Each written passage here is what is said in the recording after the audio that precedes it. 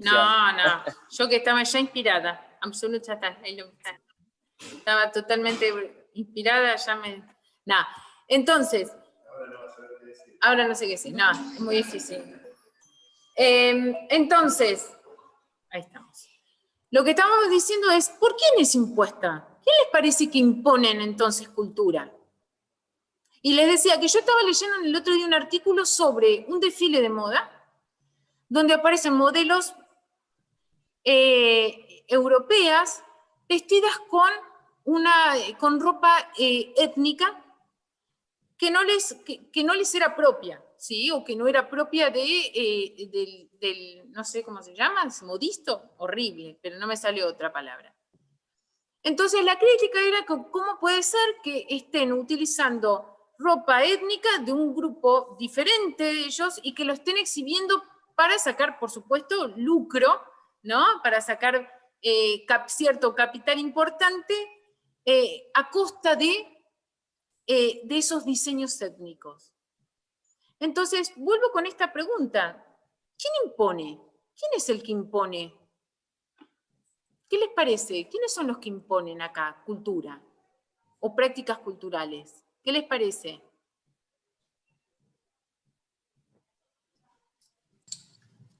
Yo creo que muchas veces es la sociedad la que impone cosas. Por ahí sin darnos cuenta, por ahí desde nuestra propia cultura o cómo nos educaron, la socialización primaria y secundaria que tuvimos, pero yo creo que la gran mayoría de las veces es la sociedad. Justo estaba pensando un ejemplo, no sé si por ahí vamos al caso, pero ahora con todo el tema de la revolución feminista, se ve mucho que hay una cultura impuesta de que las mujeres tienen que estar depiladas, siempre. Y ahora está habiendo una revolución desde ahí, que por qué le impusieron a las mujeres o desde cuándo, que por qué ellas tienen que, por ejemplo, depilar y los hombres no. Bien. Y ahora veo que es... Bien, desde la sociedad. Bien, hay ciertos movimientos sociales que inspiran y que motivan cambios. Estamos totalmente de acuerdo. Todo este movimiento feminista, de alguna forma, es un movimiento social muy, muy fuerte que ha impuesto cambios y ha modificado, ¿sí?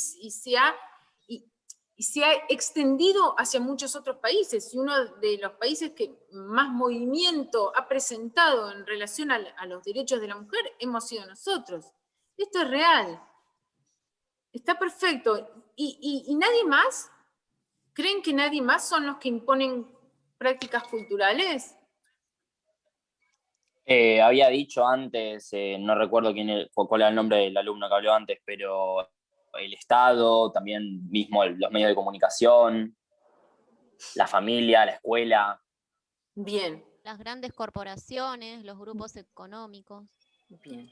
Me gustó, las grandes corporaciones, los grupos económicos. El otro día estaba mirando y yo se los comentaba, no me acuerdo, en una mesa final, hablando sobre esto, ¿no? Sobre esta cuestión de la imposición de ciertos, y en relación a, por ejemplo, en las mujeres, ¿no? Al tema de los productos de los cosméticos.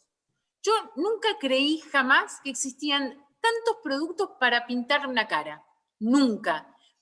Entonces digo, ¿qué es lo que está pasando? ¿Quién está moviendo este consumo? Y si ustedes se meten en Instagram, van a ver videos y videos y videos y videos y videos y videos de chicas que se pintan, que usan esto, que lo usan. Digo, wow. Entonces, todos estos movimientos o estas prácticas culturales, hay detrás de esto un sector, un grupo que tiene poder, ¿sí?, que va a detentar cierto poder hegemónico. Después vamos a trabajar en otra clase sobre estos conceptos, poder, hegemonía, Estado. Vamos a profundizar en estos conceptos, porque es interesante ver por qué aparecen de la nada. ¿Y es impuesto o hay una cierta legitimación por parte del pueblo? O sea, de nosotros, del sector subalterno. ¿Hay conciencia? ¿Hay aceptación? ¿O hay imposición solamente? ¿Qué les parece? Dejo estos conceptos para que podamos ir pensando por qué es impuesto. Algo impuesto generalmente lo único que causa es rechazo. Cuando ustedes les imponen algo, muchas veces una de las primeras respuestas que se dan a las imposiciones, es el rechazo a esa imposición. Pero sin embargo, nosotros podemos decir que hay ciertas prácticas culturales que están impuestas. ¿Por qué? ¿Quiénes? ¿Cuándo? ¿Cómo? Son conceptos para ir pensando que los vamos a ir relacionando, ¿sí?, más adelante con otros conceptos que vamos a trabajar. ¿Estamos de acuerdo? Entonces, uno de los textos era este, que me interesaba poder charlarlos con ustedes. Otro de los conceptos, otro de los textos con el que nosotros vamos, y salió mal la filmina, como corresponde. Carlos, todo tu culpa, ya que estamos, Ya que estamos, le echamos la culpa siempre al otro. Eso es muy importante. Yo soy el otro. Siempre el otro es el culpable de todas nuestras desgracias. Apréndanlo desde la interculturalidad, esto es muy interesante. Hay un poema muy bonito de Alejandra Pizarnik, que se llama La Otra, pero búsquenlo ustedes, no me voy a poner a recitarlo yo. ¿Cómo hacemos? No importa, no importa. Vamos a tener, siempre hay una alternativa. Sí. Siempre hay una Volvamos alternativa. al... Yo quiero que ustedes destaquen, chicos, la Sí. capacidad de improvisación que tiene este tipo docente. Nosotros somos capaces de solucionar cualquier cosa. Si ustedes no encuentran los simuladores, nos llaman a nosotros. ¿Cómo corro esto? Para abajo. ¿Para abajo? No, No. esta no. No, Carlos está enojado, enojadísimo está Carlos. Yo puedo todo, pero estoy enojado. Ahí está el tuyo abierto. Sí, es esto. Esperen, que ahora tengo Para el arriba. resto para arriba. Muy bien. Ustedes diviértanse, ¿eh? ¿Cómo estaban con el chat riéndose de nosotros, eh? Sí, les Los aclaramos vi. que leímos todo, grabamos todo, hablando de grabar. Los vi, los odiamos Mis cursos. y serán castigados oportunamente en los exámenes y esas cosas. Este curso... Mis cursos. No, ya está No seas bien. vengativo, Carlos. Bueno, está bien, está bien. Ahí está. Ahí no, yo desde acá. No te preocupes. Ya está. Ahí estamos. Ahí justo. Acá, justo. Sí, excelente. Listo. Bien, entonces.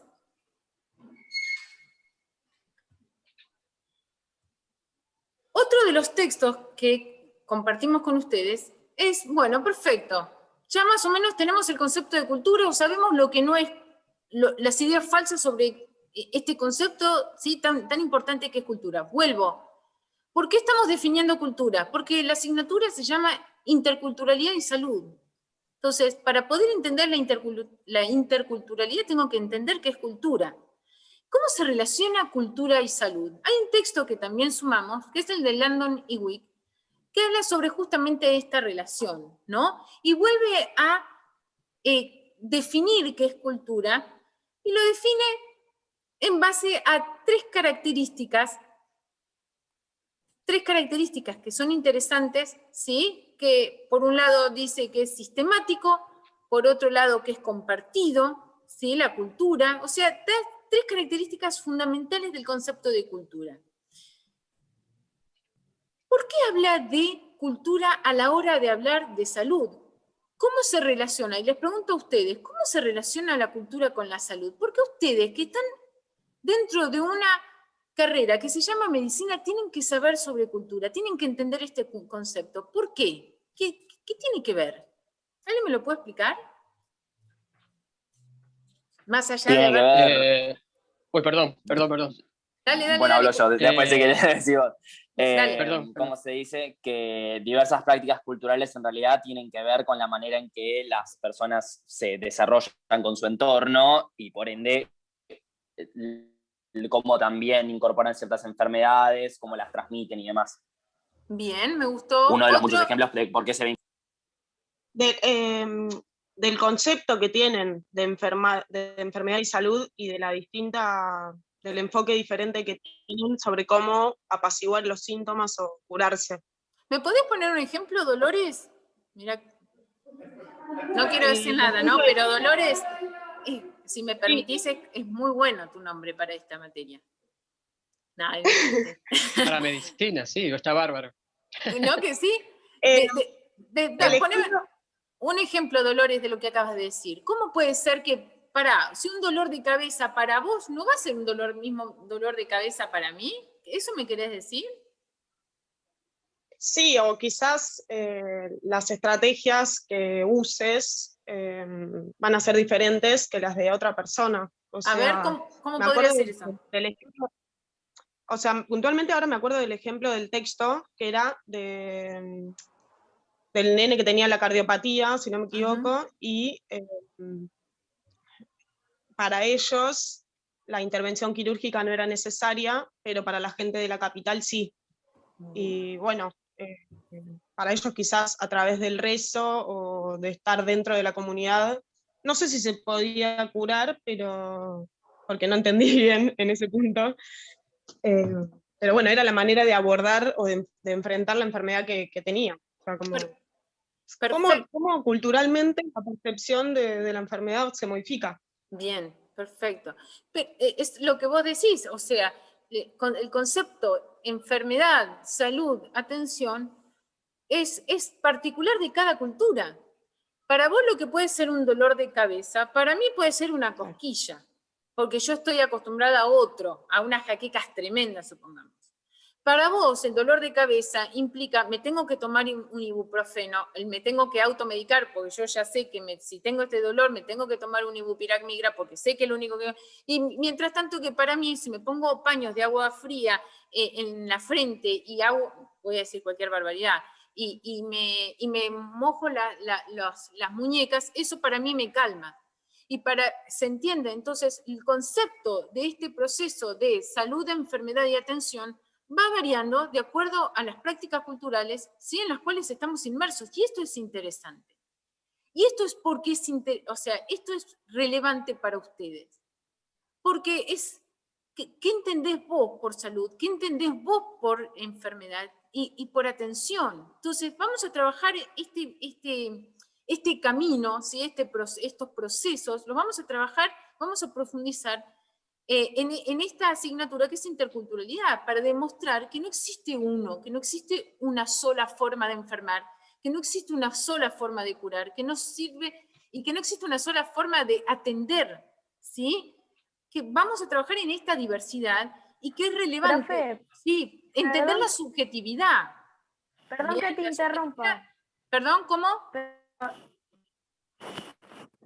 Perdón que te interrumpa, pero ahí están poniendo en el chat que hay un montón de compañeros que están esperando que los autoricen para hablar. Sí, ya lo sé y estamos tratando de ir admitiendo a todos los posibles.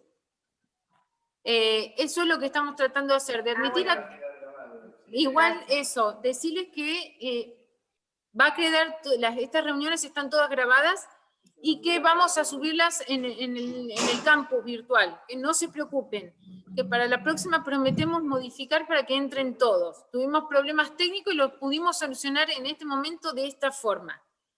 Para la clase que viene vamos a tratar de que puedan entrar todos. De todas formas, decirle a los compañeros que no se preocupen porque vamos a subir, ¿sí?, estas clases que ya las estamos grabando, las vamos a subir al campus virtual. ¿Está bien? Volvemos entonces al Learning Week, ¿no?, con sistemas de atención. ¿Y alguien iba a decir algo? Bien. ¿Qué dice Landon Week en relación a los sistemas de atención a la salud? Según ellos, dice que engloba todos los componentes presentes en una sociedad relacionados a la salud, incluyendo los conocimientos sobre los orígenes, causas y tratamientos de las enfermedades, técnicas terapéuticas, a sus practicantes, patrones y agentes en acción, las relaciones de poder presentes en este escenario, como así también todas las instituciones dedicadas a la manutención o restauración del estado de salud. A eso llama el sistema de atención a la salud. Y por eso se refiere estos autores a dos tipos de sistemas. Un sistema cultural de la salud y un sistema social de la salud. Si ustedes acá lo están leyendo, ¿cuál es la diferencia? ¿Alguien me lo puede decir con sus palabras cuál es la diferencia entre uno y el otro?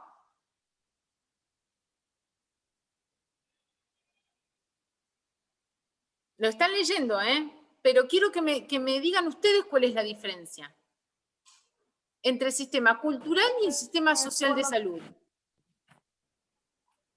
Por lo que entendí yo es que el sistema cultural de la salud es más que nada lo simbólico, o sea, lo que se entiende en el día a día, digamos, por salud y enfermedad, y el sistema social de la salud son las instituciones y todos los roles que son las personas que están dentro del sistema de salud. Bien, Se vos te estás... encargan A de ver, la salud, digamos. lo que yo entendí es que vos entendiste, ¿sí? Porque se te escucha bajito, vos entendiste que el sistema cultural se refiere a un sistema hegemónico de salud. ¿Está bien? ¿Eso es lo que me querés decir? Sí, A ver, o sea, lo que yo entendí es que el cultural es todo lo simbólico, o sea, lo que vos podés entender como qué es salud o qué es enfermedad. bien, Por perfecto. ejemplo, para una persona no sea enfermedad y para la otra no lo sea. Bien, En cambio, el perfecto. sistema social es lo que está más relacionado con las instituciones, o sea, con los medios, con las personas que brindan salud a otras personas, con una institución. Bien, y con la organización social dentro de esas instituciones, o sea, con los actores sociales que participan en esas instituciones, las relaciones que se establecen entre ellos, ¿sí? Desde la relación, supongamos, médico de la enfermera, las relaciones con la administración, con los que trabajan en los empleados de limpieza, todos los actores sociales que participan en ese sistema social de salud, ¿no? Ahí estaríamos, dentro de estas instituciones, estaríamos hablando del sistema social. Y la parte cultural implica esto que dijo la compañera, sobre qué se entiende, ¿no? Sobre los conocimientos que se tienen sobre la salud, sobre la enfermedad, en que cada uno pueda determinar qué es estar enfermo, qué no, a dónde puedo ir de acuerdo a lo que yo siento, a lo que yo padezco. Hay un concepto que está totalmente naturalizado, que me imagino que ustedes ya lo deben haber pensado, digo, que es el concepto de... Vamos a presentar a nuestro angelito, le damos la bienvenida oficialmente a Diego Esteves, que se incorpora ahora al programa. Ojo con los micrófonos, vuelvo con el tema de los micrófonos, por favor. Digo, hay un concepto que está naturalizado, ¿sí? Que es el concepto de paciente. ¿Por qué paciente? Ustedes han escuchado ese concepto todo el tiempo. ¿A qué se refiere ser paciente? ¿Por qué tenemos que ser pacientes? Y a esperar. Cuando uno se enferma, hay enfermedades que son largas, o sea, en mi caso, por ejemplo, me tuve que operar de un tumor y tengo controles quizá de por vida. Bien.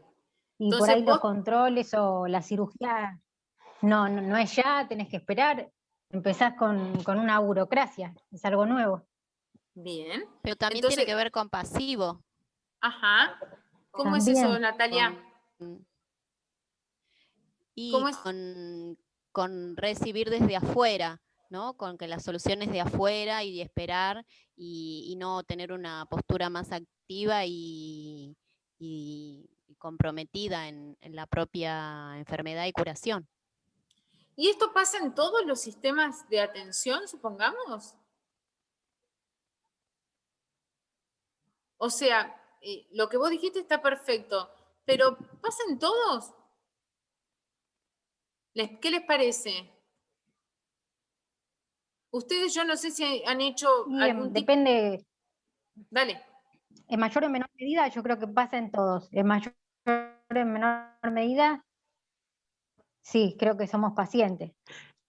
En teoría, en lo que es atención primaria de salud, y como que se trata de buscar una participación activa de la persona. Ajá. ¿No? En la teoría, la salud colectiva y todo eso.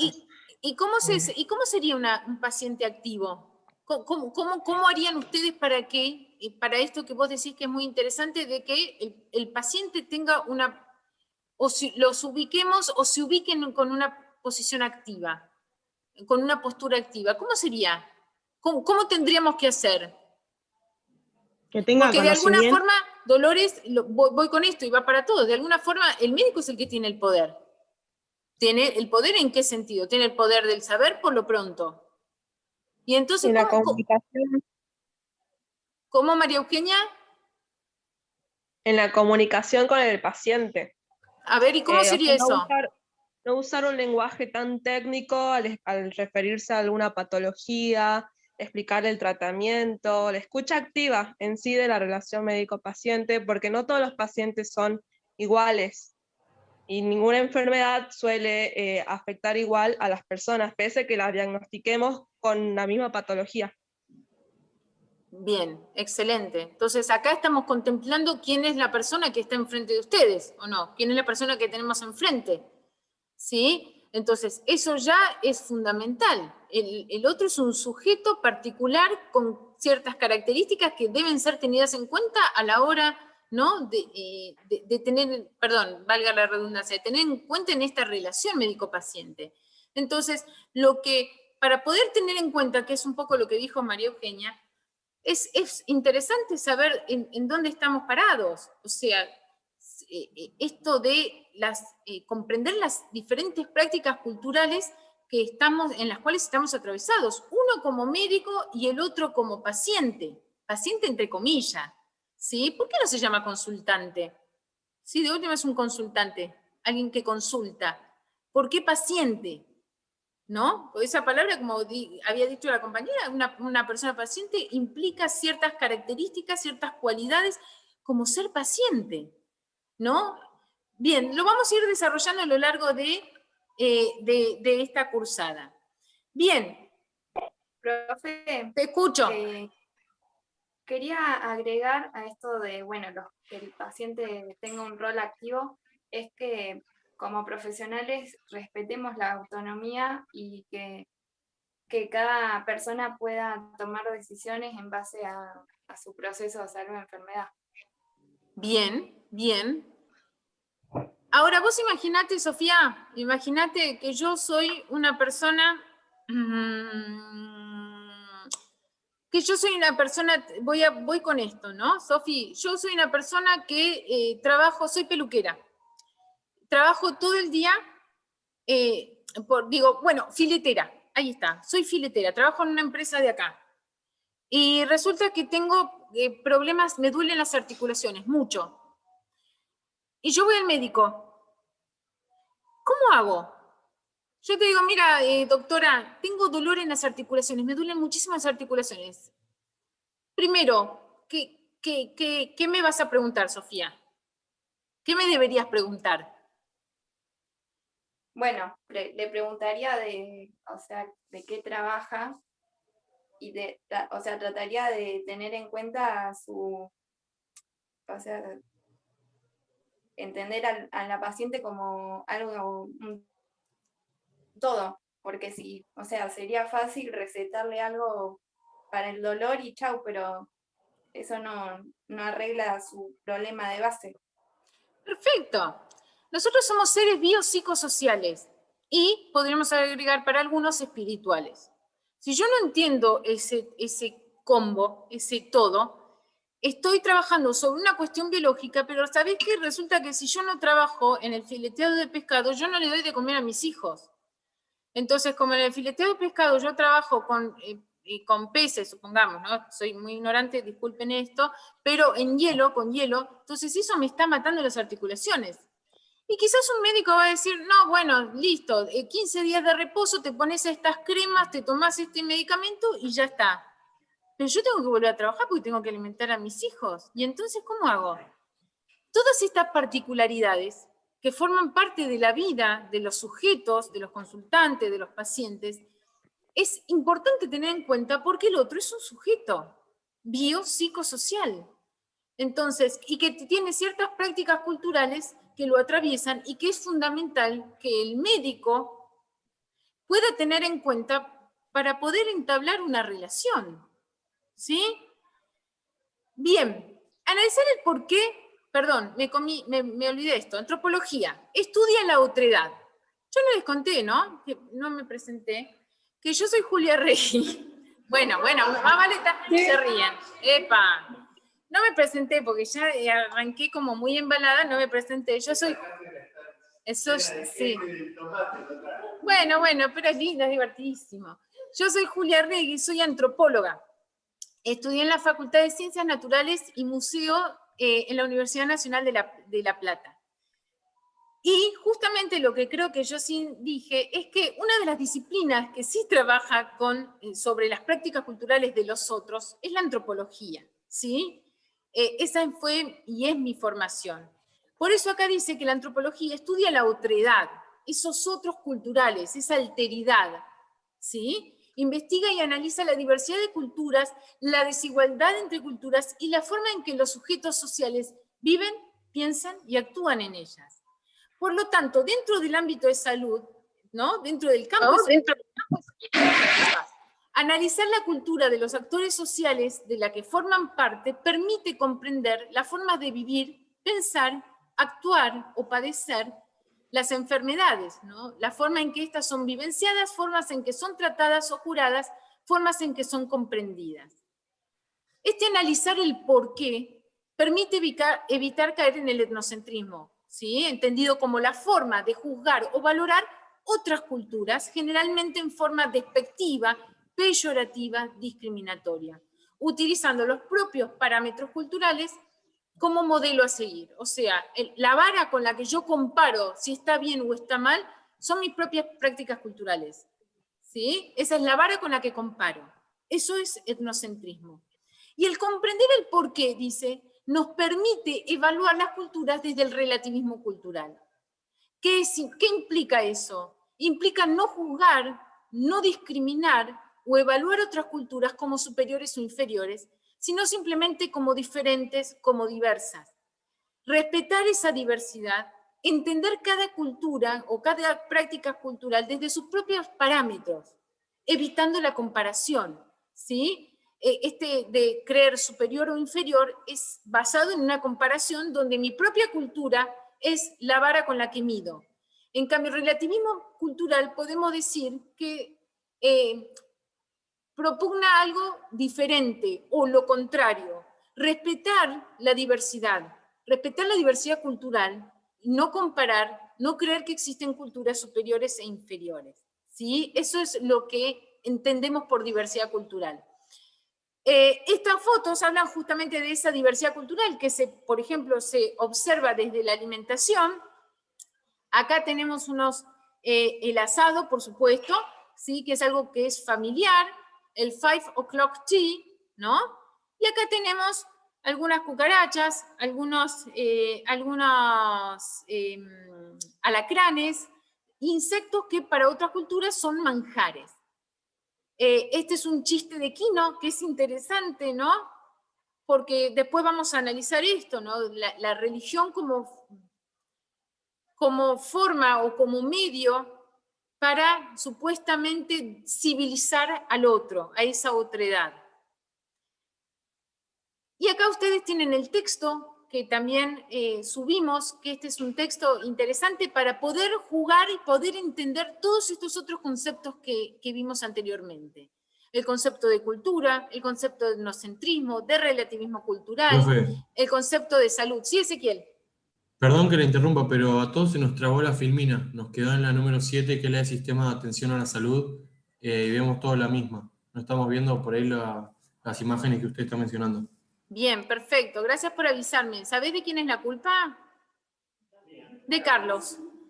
Yo insisto con él, es muy importante siempre, echarle la culpa al otro. A ver, acá siguen sin ver, ¿no? ¿Las filminas?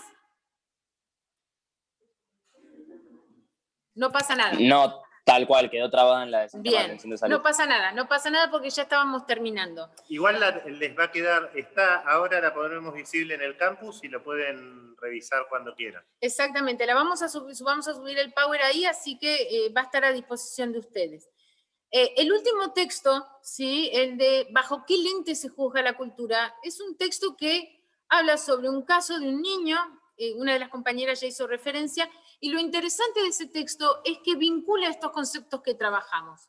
Vincula el concepto de salud, el concepto de cultura, concepto de etnocentrismo y de relativismo cultural.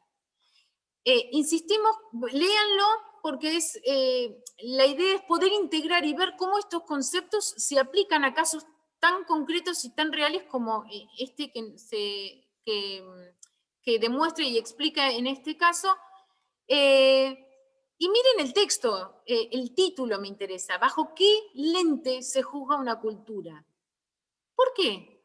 ¿Bajo qué lente? Y terminamos con esto. ¿Por qué bajo qué lente se juzga una cultura? ¿A qué se refiere? Claro, yo creo que se va a referir a que todos nosotros vemos las cosas cargadas con lo que tenemos dentro, con lo que tenemos internalizado. Y como decís vos, lo analizamos desde nuestra subjetividad armada, con lo que venimos. Y puede ser que estemos o prejuzgando o juzgando mal desde nuestra vara, con nuestros propios conocimientos, y estamos atravesados por un montón de cosas que hacen que veamos lo que veamos o juzguemos lo que juzguemos de determinada manera y no de otra. Bien, excelente, Gustavo. ¿Entendiste perfecto? Es eso, ¿con qué lentes nosotros miramos al otro? Esos conceptos, preconceptos, todo lo que nosotros tenemos internalizado en esta socialización, ¿no? Tiene que exactamente que ver con eso. Y muchas veces es interesante poder corrernos para poder entender al otro, bajo sus propios parámetros culturales y no imponer los propios. ¿Sí? ¿Duda, pregunta? Este silencio maravilloso, no sé si es porque no entendió nadie o porque se entendió todo. El único que tiene dudas es el perro. Sí. Profe, yo, Sí, Dolores. Yo me quedé con ese caso bastante dando vueltas porque, a ver, ¿cómo se aborda una situación así realmente? Porque por un lado hay una cosa real que es la salud de ese nene. Está bien que no sé si el derecho al acceso a la salud aplicaría en